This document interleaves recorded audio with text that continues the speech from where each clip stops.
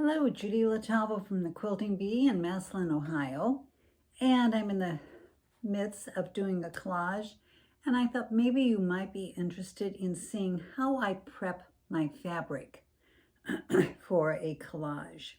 So what I do to start, I have my fabric I've chosen, so that's here, and I cut it in approximately 6 by 4.5 inches because I like to take a sheet of the light steam 2 and cut it in quarters because that's usually more than adequate for a collage fabric of that size. So that's what is my rule of thumb, is a 4.5 by 6 inch, which makes it easy for me to cut fabric as well as my steam seam. So I have them here in front of me, and what I'm going to do is peel off. Light steam seam is adhesive with two sides, two pieces of paper. And it doesn't matter which side I peel. This is my tacky side. I'm going to lay that on my surface. And what I like to do is, with the wrong side down, I line it up at the top and bring it down. And then give it a little gentle pressing. And then I look at it and see, oh, is anything out of whack? Because sometimes my 4.5 by 6 is not quite what my fabric is, depending upon how many layers I cut. So I'm going to trim. I'm going to trim this excess steam seam off. I don't want that on my iron, nor on anything else. So I'm trimming that off, and I'm going to flip it over and see if my fabric extends beyond the steam seam, and it does a little bit right here. Where you have fabric and no steam seam, I don't care how hard you try, it is not going to stick. So we might as well go ahead and get rid of that fabric right now and not be troubled with it while we're doing our collage. So once I have done that, I place it on my pressing mat, and with a hot iron, no steam, just heat, I go 1, 2, and that's usually sufficient to let it know this is what it's supposed to stay to. So let's do that one more time. I'm going to see which corner wants to peel. And there we go. Some of the older steam seam had a really difficult time getting some of the corners to lift. So I'm lining it up. And I did press my pieces because some of them were really wrinkled, and I didn't want to have to contend with wrinkles on my fabric as well as wrinkles that I might get in trying to lay it on my steam seam. So I did go ahead and do that. So here again, I have some steam seam showing. I was not the best of cutters on this fabric. And we'll just get rid of that. One. And so I have a little fabric showing. I'm going to trim that off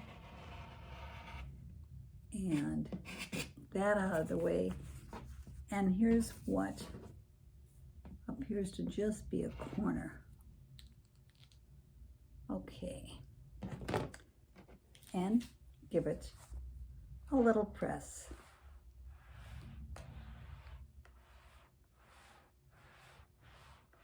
There. Now, once I have done that to all my fabric, I'm going to line it up according to its value, the tone. Well, I forgot to mention, I did trim my selvage. You don't want to be bothering with any selvage. So that's trimmed away. And when you're going through your fabric to select what you're going to use, remember, more is always better.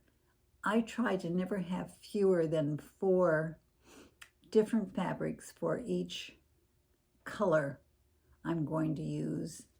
And oftentimes it's wonderful if you can supplement that. Also remember to look on the reverse side of fabric. That will give you some lighter tones sometime that you might be looking for. Here's a pumpkin orange, but on the opposite side, it's a really muted orange. So you can get double effort sometimes out of your fabric if you look at the wrong side. So now I'm going to lay my fabric out, and just going to lay it out overlapping, trying to see the value of my fabric. By value, I mean how deep it is. And you would do this with all of your fabric for whatever zone, 1, 2, or 3 you're working on. So here I am. Let me see if I can get them all in the camera. So I usually start light, and I can look at this and say, oh, I know this is my lightest, so I'm going to put that down here. And I think this may be next. With them next to each other, I have a point of reference. So there, that is maybe that, maybe here. Okay. And at some point it becomes personal preference. I think maybe this. And of course we can always change. No, I think like this. So you see how I'm laying them and seeing, does my eye comfortably move up the spectrum?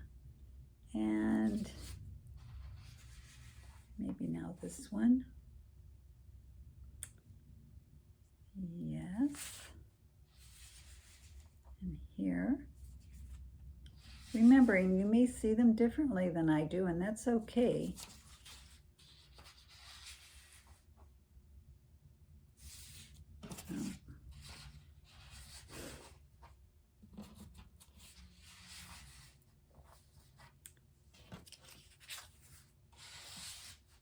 And there I am. I am ready to go. I know these are my lights, these are my midtones, and here are my darks.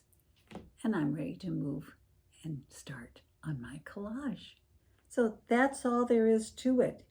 Easy process, and it really makes working on your collage then more logical, because you have them, you already know the tones and the values. So good luck, have fun, and get them according to value. Bye now.